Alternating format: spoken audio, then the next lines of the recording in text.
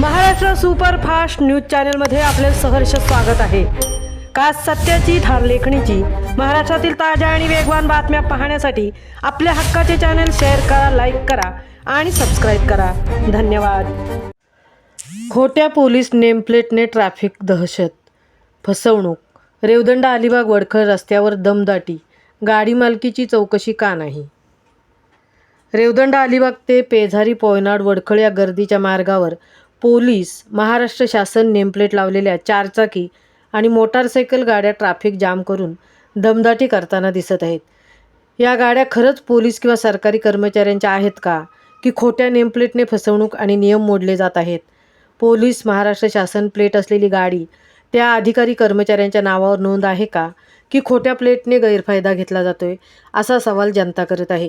प्रत्यक्षदर्शींच्या माहितीनुसार या गाड्या अधेमध्ये घुसवून ट्रॅफिक रोखतात आणि चालकांशी उद्धट अरेरावी भाषा धमक्या देतात।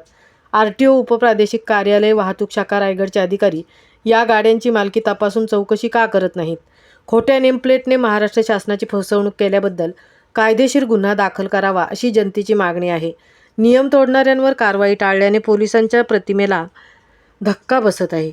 नवी मुंबईत धक्कादायक उदाहरण म्हणजे मद्यधुंद इनोव्हाने धडक देत खोटी प्लेट का?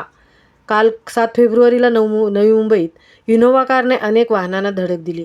कारवर पोलीस नेमप्लेट आणि मुंबई पोलीस वरिष्ठ निरीक्षक अरुण बबन पोखरकर यांचे ओळखपत्र आढळले। ही गाडी खरंच त्या अधिकाऱ्याच्या नावावर आहे का? मद्यधुंद चालकाचा गैरफायदा घेतला गेलाय का?